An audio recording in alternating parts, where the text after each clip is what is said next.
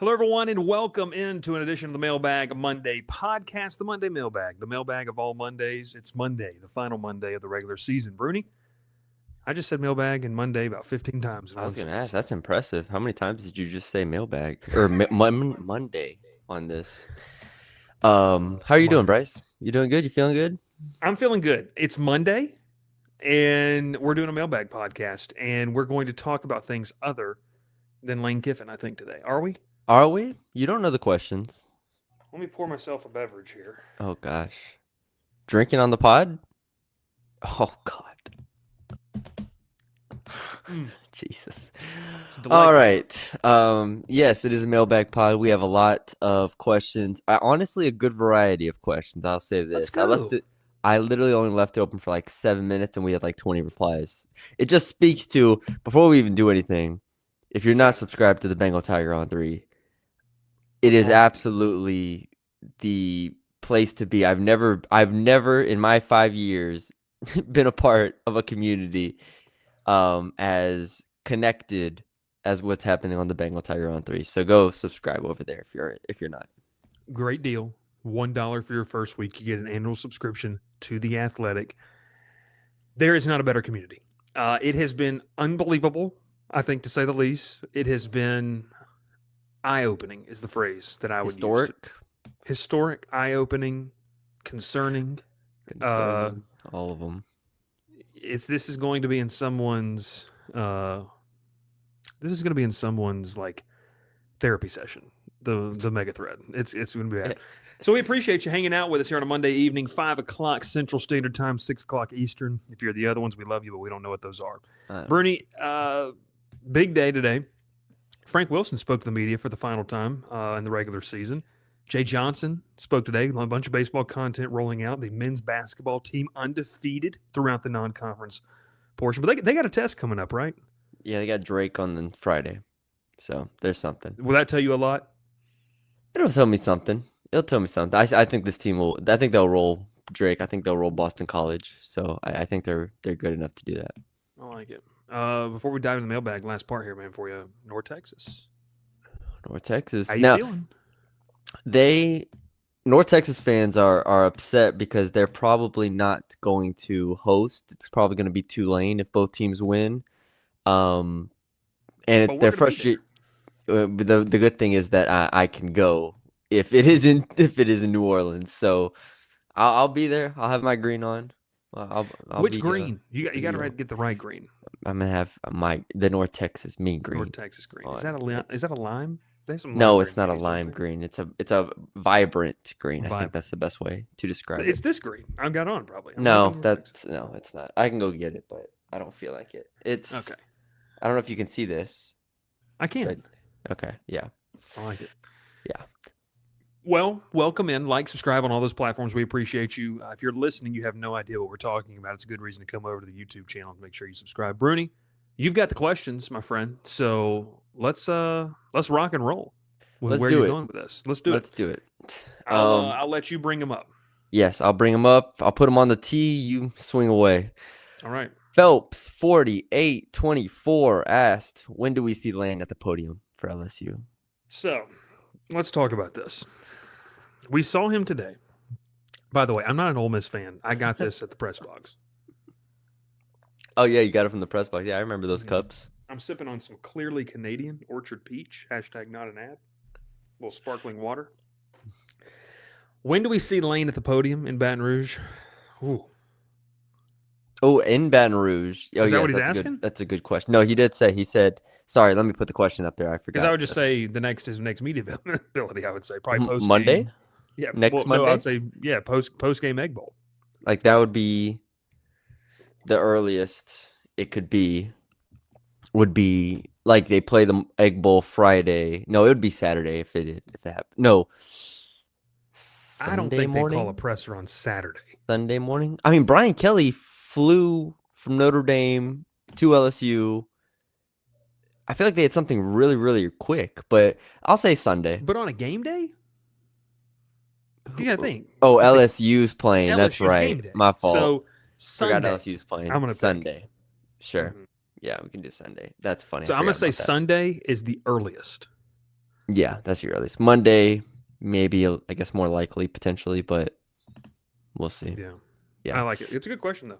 Shout out. Good Yes. question. We have a couple more, I think, about Lane here, but Hybrid Theory asked, how many of the top 5 pass catchers in 2026 are currently on the roster? Pass catchers. Yes, so Reception. including tight ends. So Trades Green. In an ideal world, Trades Green, Aaron Anderson. Think he comes back? He's a redshirt junior. Why wouldn't he? I mean, unless he just wanted to transfer. Okay, yeah. I mean, he's from New Orleans. That's the hard part for me. He's like, if he was from fill in the blank anywhere else, Florida, Texas, something like that, but like from New Orleans, I don't know, went to Bama, comes My back to only LSU. pushback on that is the injury bug for him. We all noticed. I mean, since fall camp, right? Like he's just been kind of banged up. Does he just say, you know what? I'd rather just go try to make a 53-man roster? I don't know. Maybe. I don't know. It's not a bad question. I said two. Trades, and then I think it's. I got 3. If Aaron Anderson's on the roster, I'm going 3. Nick Anderson, if he stays, and Aaron Anderson. Who's the other one for you? Mine was Kyle Parker, because he's going to get some blocking reps because he's an elite blocker. He's a good receiver.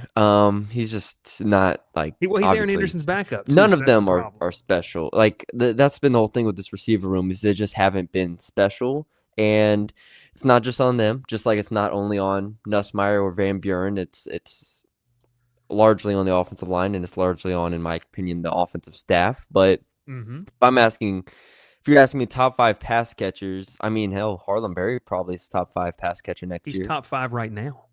Yeah, so is he? Let me make sure. I don't know if he is. How many receivers does he have? Your top 5 right now. I'm sorry. Berry and Brown, Xavion Thomas, Aaron Anderson, Trades Green, Bauer Sharp. Harlem Berry's 10th. He's got 7 catches. They throw to Jawan Johnson more than they do Harlem Berry for some reason this year. But yeah, I think for me, I don't know how aggressive they go in the portal for receivers, depending on who the coach is. Again, let's say in this hypothetical with Lane. I don't know. I don't think they go out and get like a whole new fleet of receivers. I think they go get 1 or 2, or I think they go get a couple, and then they just roll. If Aaron Anderson comes back, if Nick Anderson, Kyle Parker, like can Xavion come back? I do not think so. I think he's a senior, true senior. I think he's a senior. But you have Trades. I just don't think they're going to go out and get a bunch of new ones. So put me down at 3. How many did they bring in this past cycle? 3? Nick Anderson, Berry and Brown, and Destin Hill. As far as receivers. Then they added Bauer Sharp and Donovan Green at tight end, yeah. Okay. I feel like two or three transfers is normal, so yeah. I like it. Tiger Bro. Been a lot of buzz about Frank and Lane not getting along. Have you guys heard anything credible on that? I haven't heard anything about Lane and Frank. I have not heard anything specifically about Lane and Frank. I've heard other buzz about Lane and other people. Yes. Leave it there. Leave it at that. Yeah. Lane and Frank. That's why when I read the question, I was like, maybe I missed something. I don't remember Lane and Frank, like specifically that aspect of it. And I don't think we have another question of it, but like again, regardless of who the coach is, we've talked about it before where we would like Frank Wilson and Coy Raymond ideally to be the 2 coaches that you keep from this staff in a perfect world. Yeah, and that's assuming that for me, it's assuming that Blake Baker is the head coach at Tulane. Yeah, and it's assuming that you get an offensive head coach. Mm-hmm. That's another aspect of it. But I will say, we've talked on the board about Lane and his relationships with other people on LSU staff in general. So if y'all want to go subscribe over there and go check out what we think, you can do that. But as far as Lane and Frank, I don't think there's been any real buzz in terms of them not getting along. Other staff members, we can go talk about on the board. All right. Thanks for the question. Bourbon and Cheerios, long-time caller I forgot what it was. I didn't copy that. It's long-time listener, first-time caller. Thank you. Long-time listener, first-time caller. He always says it. I didn't copy and paste it here in the question. Said, outside of Pickett, Berry, and Green, give me one player on defense and one on offense that you think has to be on the roster next year. PJ Woodland. Okay. That's my defensive guy. You answered that really fast. Because if you have Pickett and Woodland, you're set at your boundary corner, at your outside corner, at your corner spots. Look, I think. I like PJ Woodland. I'm not over the moon about PJ Woodland. But I mean, is that barring them bringing in a difference maker? You can portal in a corner that's better than PJ Woodland, in my opinion. No offense to PJ Woodland, I think he's a good player, but if you want to go, like, I just don't think it's like, oh, who am I keeping next? PJ Woodland. I would go. I'm still gonna go Whit Weeks. Spears is a good one. But I'm still gonna go Whit Weeks here. Just because if it is possible that he doesn't go to the draft and he doesn't transfer, or I mean, obviously, if he's on the fence or something, that's like my top priority defensively. I want to get him. I want to hold down that linebacker spot because if you don't have him, we've seen the struggles this year. You're going to have to go portal in a linebacker or rely on the development of some of these younger guys that I just think it's a risk personally to do that. So I would love to have Whit Weeks hold down one spot, build around him as a defense because I still think he's an impactful player. He just hasn't had the year that obviously we've expected or we wanted. So that's my defense pick. Offense. I don't know if there's anybody here. Braylon Moore?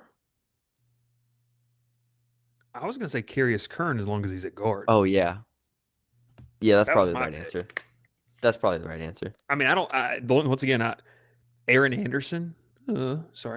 Aaron Anderson, if he's there, but like once again, to your earlier point on that earlier question, the wide receiver room hasn't been so dynamic to where you're like, we can't lose anybody.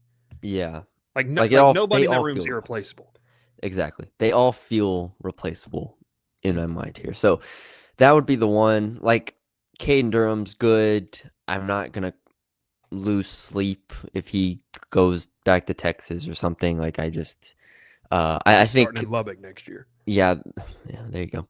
The Carius Kern, Braylon Moore. Braylon Moore's a junior, right? Or redshirt junior, I think it is. I'm not misspeaking. I mean, he didn't participate in senior night, so I'm assuming he can come back. Yeah, maybe I'm just trying to find something positive. I just never think that Braylon Moore was healthy after that ankle injury against Southeastern. Yeah, so I think he can be a good player next year. Like, look, they need to, and I think there's a question about this in terms of like rebuilding the offensive line, but like, it'd be really nice to just have a center that you know is going to be good next year, and then you obviously, like you said, Carius Kern, put him at a guard spot, and just all right, everything else, it's a clean slate, figure it out. Yeah, like that would be ideal for me. So yeah, that'll be my pick. I wouldn't be mad at like you said, an Aaron Anderson or something like that, as well. All right. Do we want to jump to an ad read real quick? I think we gotta get through a couple of them here. All right, let's do BetMGM. Our good friends over at BetMGM. Bryce, I am 10-1 now on final lines this year. I mean, I shouldn't even be taking credit for this because I took the under 51 in the LSU Western Kentucky game.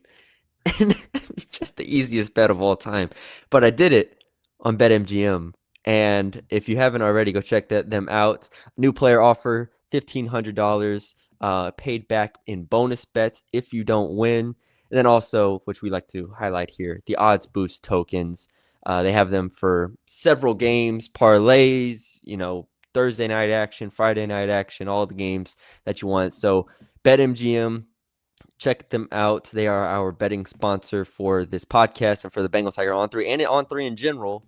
So odds boost tokens, new player offer, all that good stuff. And Bryce, yeah, man, I'm just final lines. If y'all have been tailing me all year, then you're rich. I tail myself, but not enough. I give myself too much freedom on the other bets to where I'm just like back to even. I'm like, what if I just bet the thing that I know. We'll never know. Well, but what do we even know, right? Right. Do we know anything? Because I did win last week. Shout out BetMGM. I took Troy minus 10.5. They won by 11 against the Georgia State Panthers. Sharp. Baby. Bryce is a sharp. So yeah, shout out to BetMGM, sponsor this podcast. Go check them out. Go download their app. I don't know about y'all, but when sports betting first got legal in Louisiana on the apps, I would just download them, get all the free picks, and then just keep going one after another, and just you can just bet for free. So yeah, go check them out. Get that Texas Roadhouse money. Shout out Texas Roadhouse. Not an ad. Hashtag not an ad. Not an ad. All right, let's keep it going. Let's do it. Mick Daddy and Go 5000. Where does the mega thread rank when we talk about most iconic threads in LSU message board history? And what is your favorite moment been? Now, can I say something? I don't know. We can't say. Okay, well, let me say this. We've only been a part of the LSU message board history for a combined 7 years. Yeah, 7 years. Yeah. And it's all post 2019. So Correct. It really would be a disservice for us to say it's the best ever because I don't know. Now, I will say I was not with the company, but I did hear of a Bayou Splash thread that if it's in lore somewhere, I'd love to see it because apparently that was unreal. So I will defer to you in this question. The best ones I've seen, Bayou Splash 2023, absolutely incredible in terms of the passion, I guess, that was going on during that and trying to figure out, because a lot of this and a lot of what makes these threads great is that you're getting information only you can get only on these threads. And what makes it great is it's not from Shay, myself, or Bryce. No. It's from people that are doing the work. Like, for example, Bayou Splash, where I don't know who the recruits were, maybe like Terry Bussey or something so like that. That was like Underwood, wasn't it?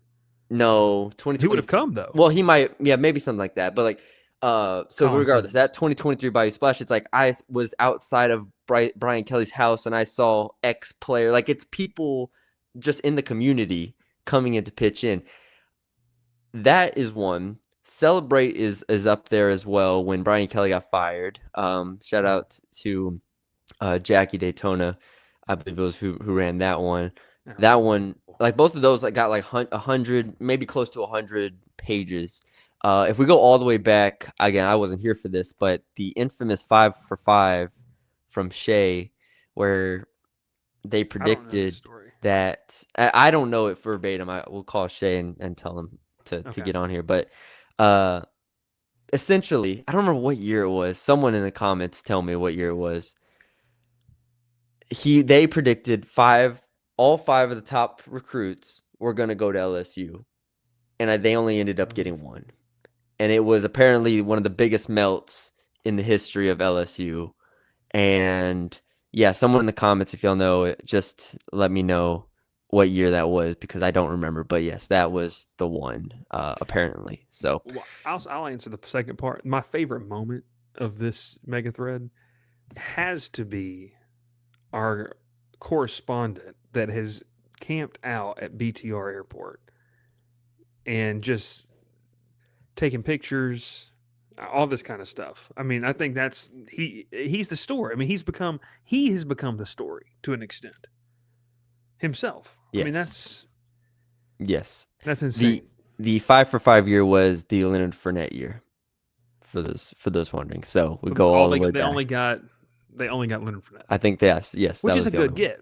That's a good get, but apparently. So yes. I need someone to tell me who the other 4 were, because is it, like, in hindsight, is it really that bad, or did it just? No, I don't think it's really that bad at all. I think if you look at the other 5, I'll have to find them. But if you look at the other 5, I remember seeing it before and being like, okay, well, you got Leonard Fournette, so who really cares? But in the moment, it was bad. So that's one of them. 22. That's his name. Remember, shout out All Things Go 22. Shout out Fort Minor. But Megathread, for me, it's not even close, because what are we at right now? 3 million. 3 million views, 34,000 replies, 843 pages. It's incomprehensible. We're gonna get to 1,000 pages, and it's absolutely unbelievable. So yeah, go check out the Bengal Tiger on 3. Y'all can just go join in there. We've had everything We've had everything, literally everything. We've had. Yeah, I'm not even gonna try to describe it. Y'all go check it out. We got people in this chat right now that used to be a part of the mega thread. Yes, we do. Yes. Used to be. Question: is Brune gonna get a fresh line for Kiffin? Yes. Whenever Lane Kiffin is hired, I'll get one too. Straight to the barber, just there it is. That way, Blake can gas me up again. We have a super chat. I didn't see one. See, we're bad at this. Yeah. I mean, we got to put it up there. Free the Toxic Trio. Appreciate the 199. All right. Next up, NolaFan33. No, sorry. NolaFan33 asked, and this is a good question, so I need you to actually think about this one before you answer it. Okay. During BK's tenure at LSU, his offenses were averaging 11th in SEC in rushing, while in that time span, Lane's offenses have been 4th on average. What makes a Lane Kiffin offense so much more effective at running the football with seemingly less players being utilized? Ooh. That's a whole article, honestly. Yeah, we're probably use that in an article whenever he gets hired. That's a great question. NolaFan33 asked this? Yeah. This is a good one. Brownie points for NolaFan33. You get a Bengal Tagger from initial member hat. What makes Lane Kiffin offense so much more effective at running the football with seemingly less players being utilized? Where do you want to go with this? Okay, I think the first thing, I think that formationally they do a good job. Like just lining up with how they line up, and even when they're going to run the ball, I think they do enough things to where he's not a spread offense guy, right? Like there's a big misconception about what he does, I think. There's a huge misconception, I think, from casual people being like, oh, he's just going to air it out and stuff like that. When you go and look at it, and his offenses typically range in the top 30 to 40 in terms of run percentage, run play percentage. And they do that, and he really likes to have a featured back to where he knows what he's getting from that guy, right? Quinshon Judkins, this year with Lacey, go down the list. I really like how they utilize in formations to where they're not running 4 wide. They're not, honestly, a lot of times they are in 12 personnel. We've talked about 12 personnel a lot under Brian Kelly, right? He's supposed to be a tight end guru, like all this stuff. Lane Kiffin actually utilizes them in terms of their blocking ability way better than LSU did at any point under Brian Kelly. And honestly, maybe LSU like ever. Like whenever I think of LSU in the past, I don't really think of these blocking tight ends that have been ultra effective. So that's the first thing that stands out to me. Featured back, I like their formations. I like obviously his dedication to it as well. Like he does not waver off running the ball because I think in order to be successful in college football, you have to understand that even a short gain is a massive win on first and second downs. Like you just have to stay ahead of the change. And I think he understands that very well. I was wanting to look this up. The tight end that they have this year that caught the game winner to ice the game against LSU, number 5. Yeah. I love the way they utilize the tight ends because I think one, he recruits really good like tight ends that can block, but they don't have to be like and I'm want to say this like Trades Green. I'm not saying you don't want him on the roster. Let's just get that out of the way. But you have to have people that can block. And so if you're going to have a guy like Trades Green, you have to marry that with a inline blocking tight end. And I think that when you look at what they do out of that personnel grouping, like you mentioned, I think it's really it truthfully is just it's the fact that they man up and they just execute so well. I think it's a very simplistic run scheme, to be honest with you. I don't think it's very complicated. I think that he does a good job of identifying the personnel that fits what he wants to do. And you talk about feature back. I mean, Brune, when they came and played LSU last year, they legitimately had 4 running backs on that roster that could play. And I think that's a big difference too, is he's not relying on one guy to be the bell cow. He's not relying on 2 guys. I mean, he had multiple guys last year. And in that game against LSU last year, they lost because they couldn't run the football. Like that whole misconception of what he does and what he likes to do, Ole Miss has to run the football to have success. and they recruit well at the position. I think he utilizes the talents right. So what makes it so much more effective? I'm going to cop out and say I just think Lane Kiffin is that good of a schematic play caller, and he just understands it at such a high level, and he's just so good at implementing what he wants to do. That's what makes it great, because I don't think that there's necessarily a superior talent advantage at Ole Miss that there are at other places, but he disguises things well. He's very balanced. He keeps you guessing. If you liken it or want to compare it to what LSU struggled in, well, I mean, that number was, 11th in the country? It probably should be worse, because how many of those yards were counted just by Jane Daniels himself? They're probably or 11th in the SEC. Like 11th in the SEC. They're definitely bottom 4 in the SEC when you take away Jane Daniels' rushing yards. And I understand we can't do that, but I just think he's so good schematically. He understands his personnel grouping. He matches it up well. He identifies mismatches. He understands tendencies.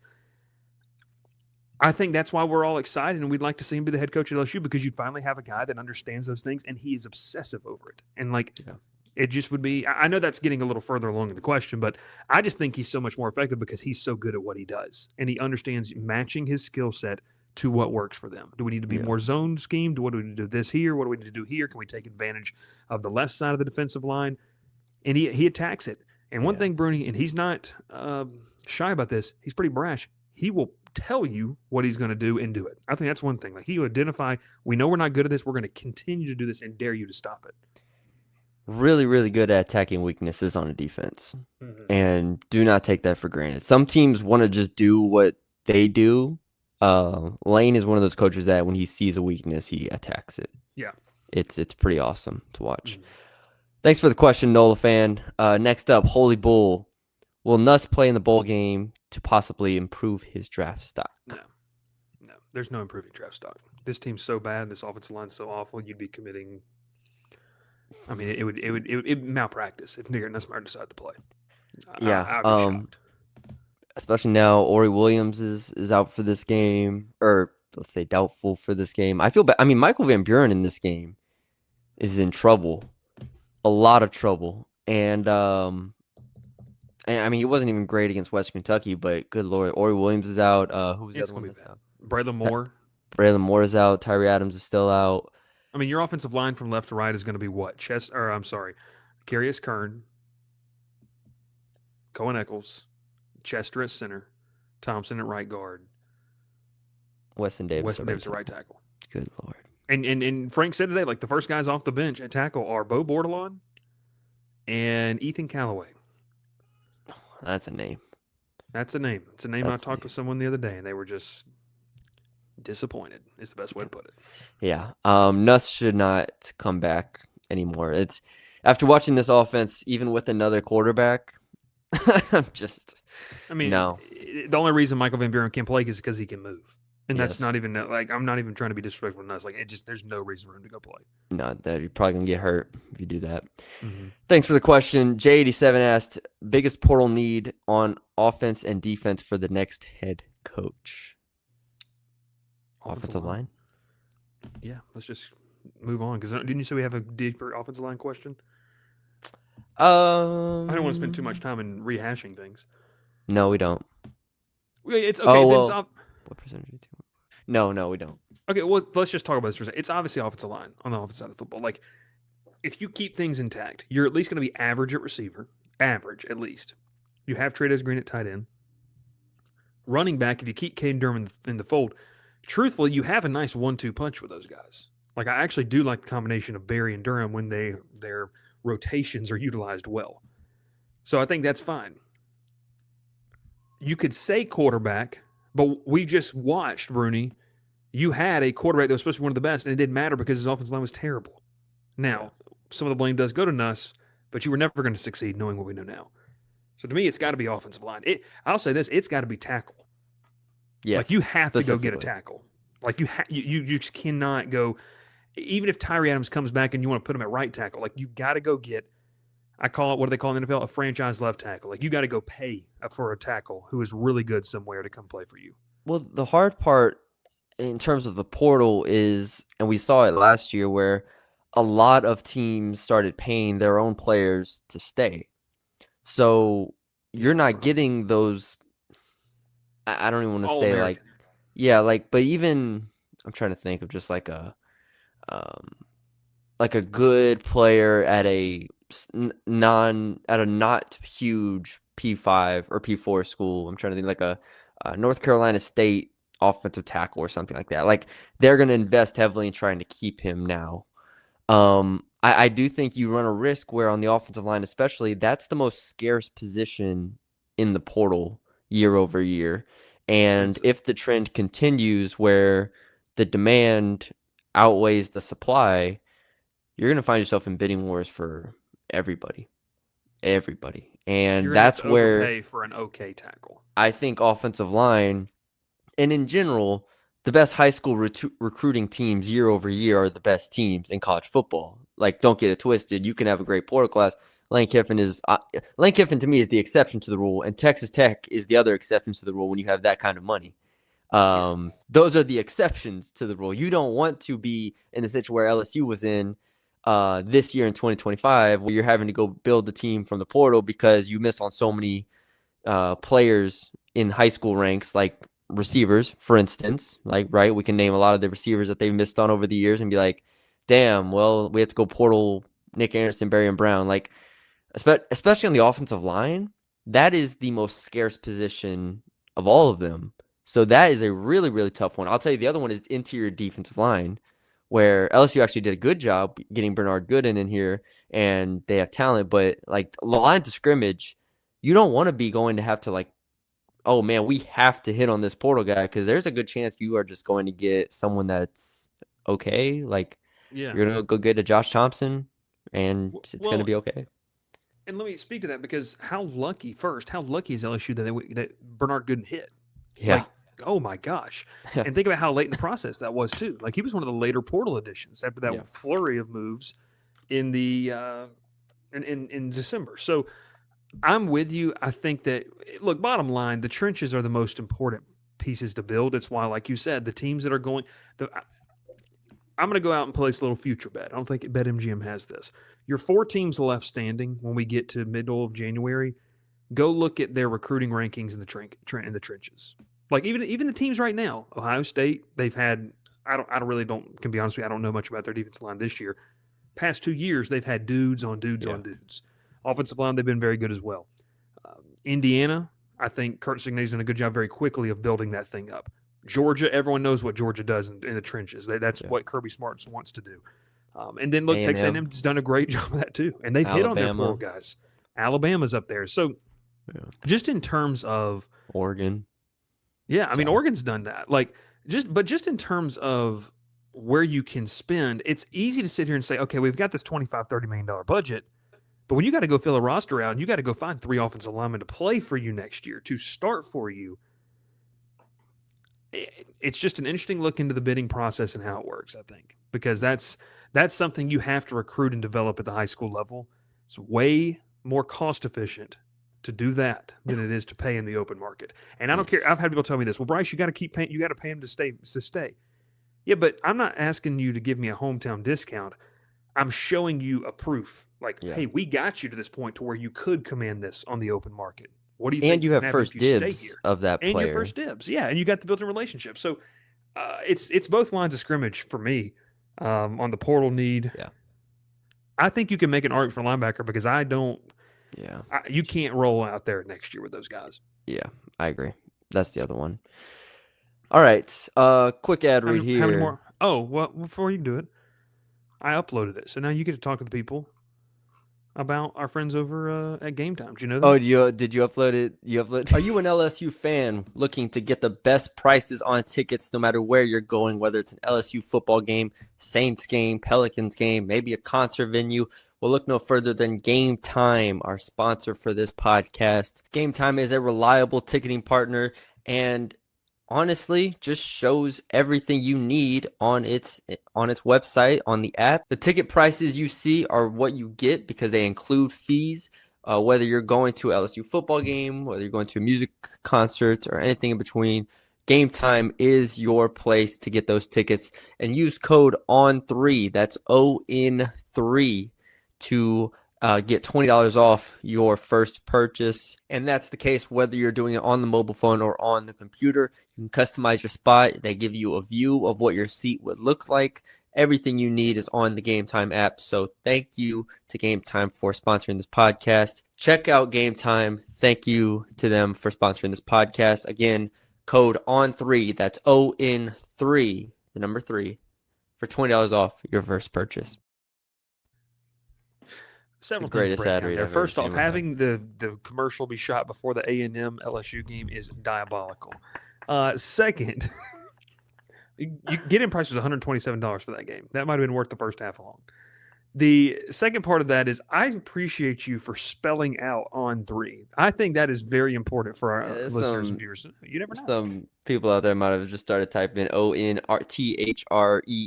Listen, yeah, you never know. So there we go. But no, in all seriousness, how many more? That caught me off guard. That is hilarious. How many more we got in the chamber here? A lot, Bryce. I hope you don't have any plans with your child who will be here. No, I'm just kidding. We have like 3 left. No, you're good. Let's roll. 4 left. 5 left. Okay. Liar. America 1775. Who is your realistic dream staff for next year? Lane Kiffin, head coach. Blake Baker, defensive coordinator. No.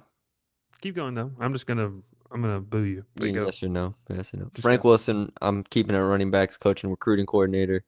I'm keeping. Jesus. I'll let you fill in some of the blanks here. O-line coach. I'll throw it to you. I'll throw it to you on receivers coach. I'll throw it to you. If you want to keep Alex Atkins at tight end, I guess I won't be mad. I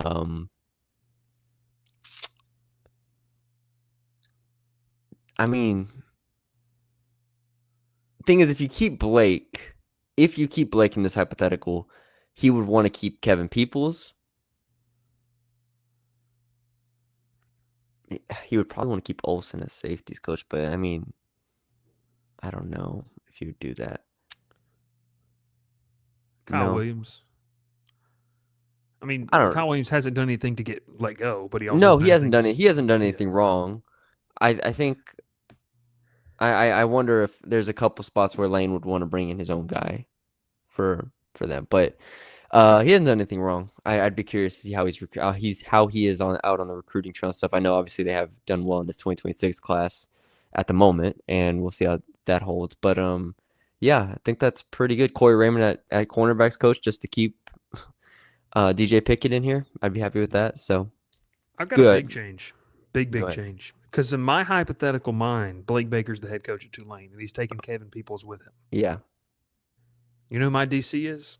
And I'm just going to say this. This is no insider knowledge whatsoever. This is Wikipedia it's not Pete Golding? Paging.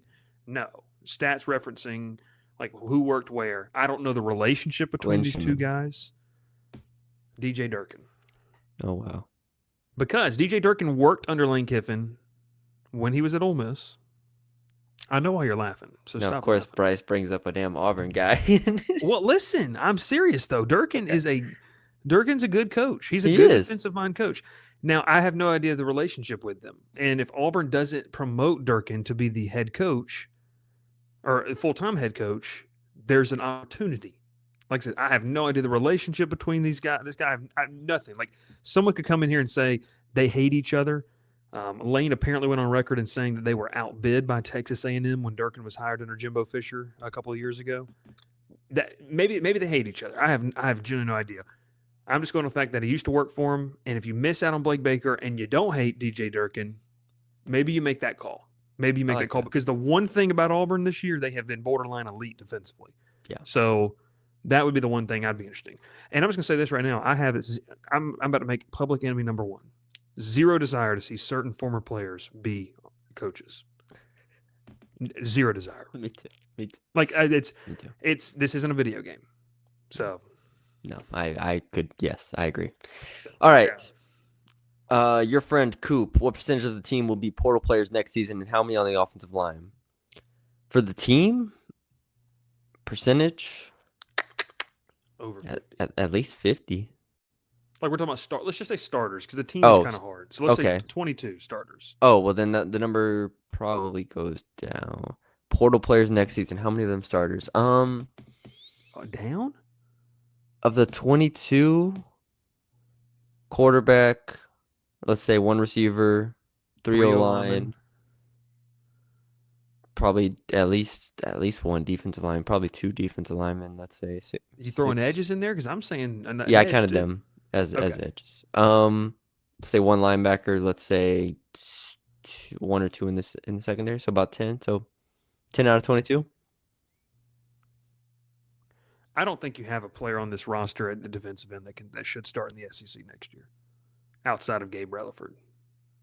So that would be my calling card. Well, I gave them both of those. But the thing is, next year at defensive tackle, you have, in theory, Don McKinley, Ahmad Bro, Lamar Brown, Richard Anderson, potentially, Walter Mathis. Like, you have talent there. I say 3 defensive linemen. Okay. Well, then, all right, we're at 11 then, so 50%. So 50%. So, okay, yeah. Yeah, still came to that conclusion. How many on offensive lines? I'm saying 3 out of 5. 60%. 60%. Quick math. All right. Adam Friedland? I don't know. Maybe I said that wrong. Who would you rather have out of the portal, JKS or Sam Levitt? JKS for me. I mean, if Kenny Dillingham's the head coach, I'm taking Sam Levitt. Oh, well, yeah, that's different. If JKS is nasty. If Lane is the coach, I'm taking JKS. Yeah. So for continuity purposes, like if something happens and Lane Kiffin's not the head coach at LSU next year and it's Kenny Dillingham, let's bring Tempe to Baton Rouge, part 2. Let's just do it again. Let's run it back. But JKS is what if it's Eli Drinkwitz? Well, I mean, I'll have quit my I'll have broken my lease and moved back to Georgia. So it won't matter. I will not need to have an opinion on that. For those who haven't already checked it out, the Bengal Tiger on 3, today I did a list of 10 potential transfer portal quarterbacks to know moving forward. JKS and Sam Levitt were both on the list. So I'm going to keep it real with you. I haven't even read that. Yeah, it's fake. I'm being serious. I haven't. Well, don't read it out on the pod. I'm just gonna look at it real quick because I want to see if there's one that just doesn't make sense. Haynes King somehow gets another year. Well, he's not a Heisman Trophy candidate, so go through it. Tell me if there's one that doesn't make sense, because I think there's 2 to me that are like, I don't know if LSU would actually be interested, but I think talent-wise, I think they could. Well, the guy I'm going to say this because he's on the picture, CJ Bailey would, 30-year mortgage. I mean, I might go for the new administration's 100-year mortgage if they let me to live in Baton Rouge, because that would feed families. And CJ is only here for 1 year. I don't care. I'd type the next 99. So, all right, let's see real quick. Yeah, the second one you have makes me want to throw up a little bit. Oh. Yeah. Bro, he's a dual threat quarterback that doesn't lose games. Yeah, okay. So in terms of you went with a West Coast quarterback that would be a circus. That would be interesting. Well, what if he's matured? What if he just needed he's going into year 4? It's like he's been in the SEC. He's ready to lock in. An intriguing option on here that would be very interesting. But I'm not going to point it out. He plays out west. And he's in I'll just say this, he's in your honorable mention. That would be interesting to me. Yes. That would be interesting. Yes. So, that would be an interesting one. Still the Arkansas quarterback, they can't. He's gone. Yeah, Taylor Green, that'd be great. They should have, or not should have did that last year, but they could have potentially if they would have known Nussmeier was not going to work out. All right. C Money Case, has the men's basketball team played? Has the men's basketball play? I'm reading this exactly how we typed this, so don't shoot me. No, you're fine. Has the men's basketball play so far altered your opinion about the season? No. Well, yes, it has. In terms of, I went into the year thinking that they'd be 8-10 in conference.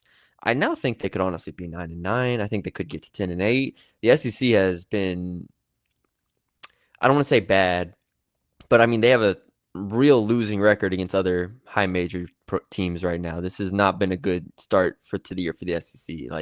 Go across, I don't know, besides Alabama, who I've been consistently impressed with, I don't know what teams I look at and be like, oh, LSU has no chance at beating them.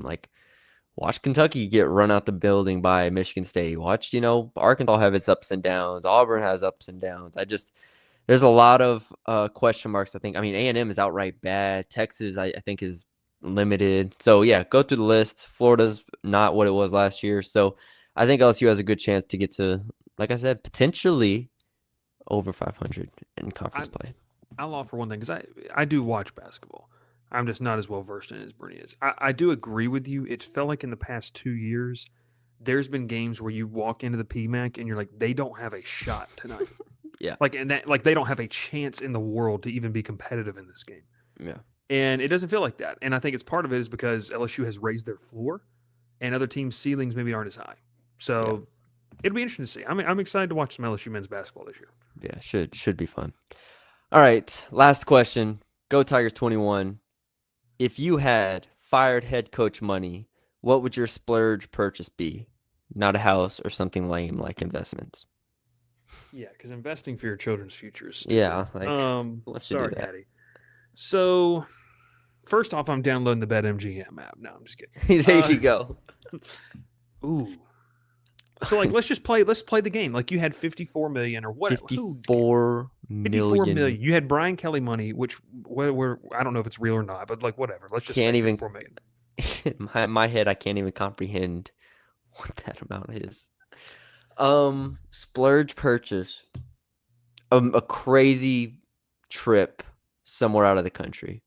Okay. Just immediately. If I'm Brian Kelly, well, he which he probably he did, but immediately, 2 weeks, no holds barred. Okay. Just gone, off the grid. I mean, I think though the crazy part of that, Brune, is that's really not even putting a dent into that 54 million. That's what's crazy. Nothing about puts a dent in it unless you're. But see, okay, you said splurge. This is what I'm doing. Shout out my social media guy with the crowded booth. He said we go into Galveston. This is what I'm doing. Galveston. You've been to Galveston? Oh yeah. Oh yeah. They got that Corpus, water over there. Galveston. It's not good. So, what I'm doing is I'm buying $5 million beach house somewhere in the Gulf. That's option one. Okay. Now we're gonna have a team of people that just work there. I'm gonna have a full service operation down there. Now, where is it gonna be? I don't know. We're just gonna be there. Florida Keys. I don't know what we're gonna do. Keys would be nice. I'm also going back home and I'm buying a lake house. I was gonna say I'm a big lake guy, so I'm buying a lake house. I'm getting myself a nice boat, and still, I mean, even then, Brune, we're talking about I'm $10 million into this thing. So after that, I'm probably buying the Pelicans and moving them. I was gonna say, I'm becoming. But I don't know, man. Probably season tickets to would you buy us Spurs? Yeah. Courtside season tickets. Yeah. Something like that. Yeah. God. I'd buy a Texas Roadhouse and you and I'd run it. That's probably what I'd run it, dude. We're rich. We're rich. Now the Texas Roadhouse still probably wouldn't put a dent into it, but I don't. That's it. Just goes to start up a Chick-fil-A. You already know starting up a Chick-fil-A. Well, you know what I mean. I need a graphic of your face on a fried chicken restaurant. That's what I need. We need to add Andy Ludicky. Call him up and get the Matty B's hot chicken. That's what we're starting. Not to be confused with Hattie B's. It's Matty B's. Matty B's. Hot chicken. Yeah, that's an it just goes to show this money's crazy money. I can't even in my head project how much money that is. Well, before we get out of here, what's your big splurge? Because you just gave me a $5,000 trip somewhere. $5,000 trip. I said I'm gone for 2 weeks traveling the whole world. Okay, $20,000. We're talking about millions. Is that $20,000? I have no concept of how much that would be. Oh man. I'm buying Shay a new phone. I'm buying a phone company for Shay. I'm buying Cricket Wireless and just being like, look, your only person is the Shay Dixon guy right here. So he can.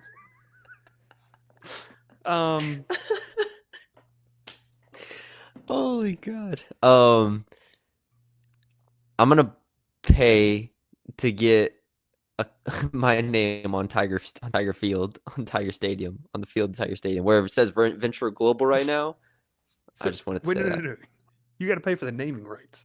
It's Matthew Brune Field at Tiger Stadium. Oh my God, the whole thing. Like, look, I got $20 million for you if my name does not come off that field for 10 years. That's crazy. Now we're talking. See? It's a lot of good stuff, man. And we still got some money left over. So it's crazy. Coaching contracts crazy. So Brian Kelly, hit me up. Take me on. Let's all take Bengal Tiger on a trip. Free my boy BK. Fly us out. This dude pulled his shirt down. It didn't even. You couldn't even read the free BK. You just saw BK at the bottom. Maybe it only said BK. Maybe he was talking about me. Yeah, maybe he was talking about Bryce Koon. So who knows? Matthew Brune, my name's Bryce Koon. Appreciate you. That's our last one, right? Yeah, we're done. Yeah. Appreciate you tuning in to the Mailbag Podcast live here on a Monday night. Make sure you hang out with us in the message board, in the threads. It's a great time. Sign up for the Bengal Tiger, $1 for your first week, and you get that annual subscription to The Athletic built into that. It's a great time. Not a better time. Basketball, baseball, and obviously this football coaching search. We're right on the cusp of recruiting and portal season as well, and not a better time to get in, join right now, and make sure you take advantage of those awesome deals. On3, the best place you want to be, continuing to add talent across the nation as well. We appreciate you. Thanks for watching. Thanks for listening on those platforms. Make sure you like, make sure you subscribe. Continue to support the show on all platforms and continue to support us and our work over there. We appreciate you. Thanks so much for watching.